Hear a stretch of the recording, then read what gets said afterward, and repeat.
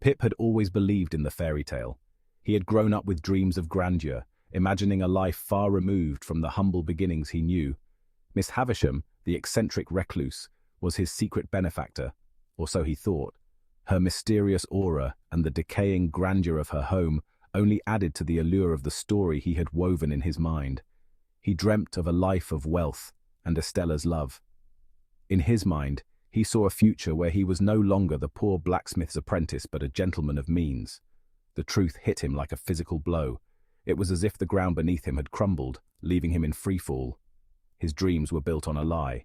The foundation of his aspirations was nothing more than a cruel joke. Miss Havisham had used him, manipulating his affections for her own twisted amusement. The revelation shattered his illusions, leaving him reeling in a whirlwind of confusion and betrayal. Estella, the object of his affections, was nothing but a pawn in Miss Havisham's cruel game. The realization was a bitter pill to swallow. It was a harsh lesson in the cruelty of the world and the depths of human deception. It left a sour taste in his mouth, a constant reminder of his own naivete. Pip felt like a fool, his dreams dashed against the rocks of reality.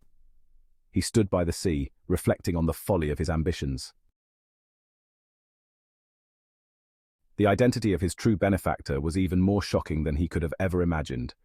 It was not a wealthy gentleman, nor a distant relative, as he had always assumed. Instead, it was Magwitch, the convict he had encountered as a child on the marshes, a man he had long forgotten. The man he had helped out of fear, not kindness, in a moment of sheer terror and desperation. The man society deemed a criminal, a pariah, someone unworthy of compassion or respect. This revelation turned Pip's world upside down, shattering his perceptions and beliefs. Shame washed over him, hot and suffocating as he grappled with the truth. How could he, a gentleman aspiring for a refined life, be beholden to a convict, a man society had cast aside? The thought was repulsive yet inescapable, gnawing at his conscience.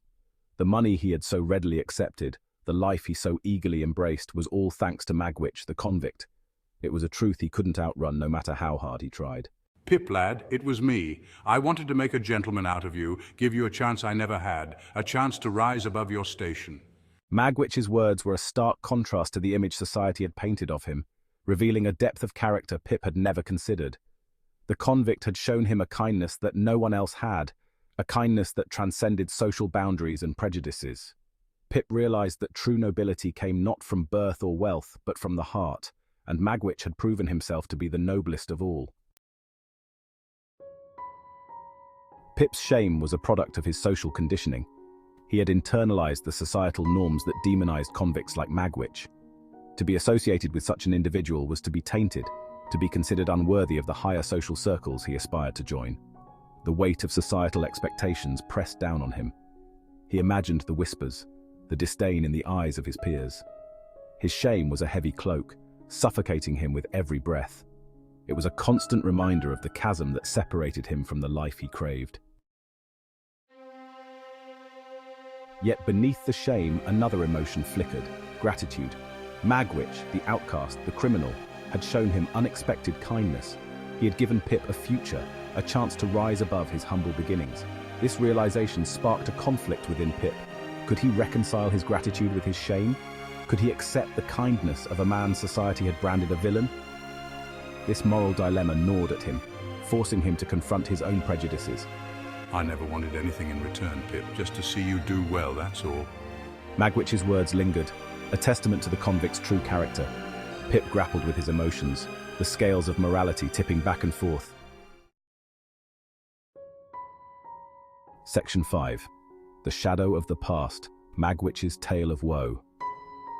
As Pip learned more about Magwitch's past, his horror began to give way to something akin to sympathy. The more he listened, the more he understood the depth of Magwitch's suffering and the harsh realities that had shaped his life. My story, Pip, is one of hardship and betrayal. I was born into a world that offered me nothing but pain and struggle. From a young age, I was forced to fend for myself, with no one to guide or protect me. I've been wronged by the world, forced into a life of crime by circumstances beyond my control. Every turn I took, every decision I made seemed to lead me further into darkness. Magwitch's story was one of hardship and betrayal. His life was a series of unfortunate events, each one pushing him deeper into a life he never chose.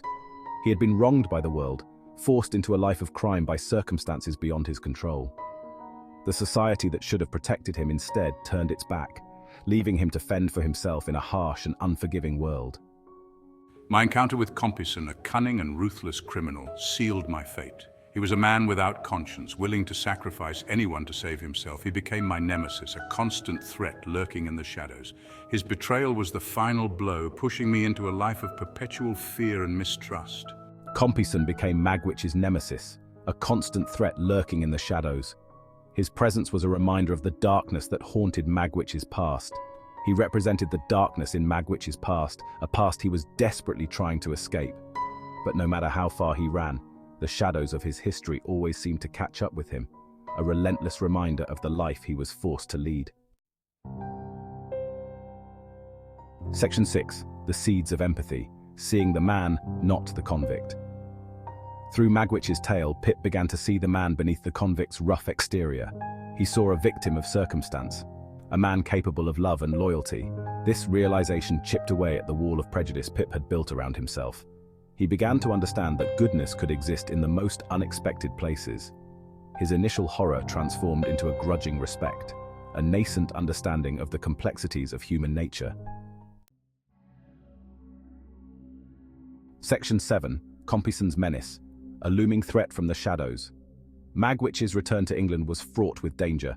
Compeyson, his old enemy, was also in London, seeking revenge. The threat to Magwitch was real, and by association, a threat to Pip as well. Fear cast a long shadow over Pip's life. I'll find you, Magwitch. You can't escape me. The knowledge that Compeyson was out there, waiting to strike, was a constant source of anxiety. Pip imagined the man's cold, calculating eyes, his cruel smile, and shuddered. Section 8. A choice to make between society and conscience. Pip was torn between his loyalty to Magwitch and his fear of social ruin. Could he betray the man who had shown him such kindness, even if it meant risking his own reputation?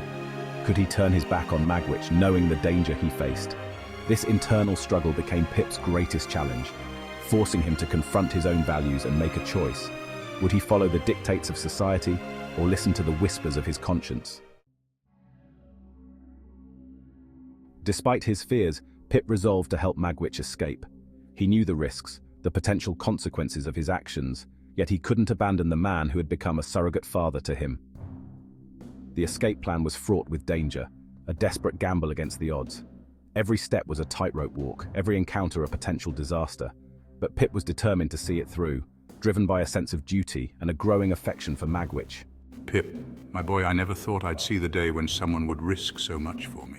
The small boat on the Thames, shrouded in mist, symbolized the perilous escape attempt.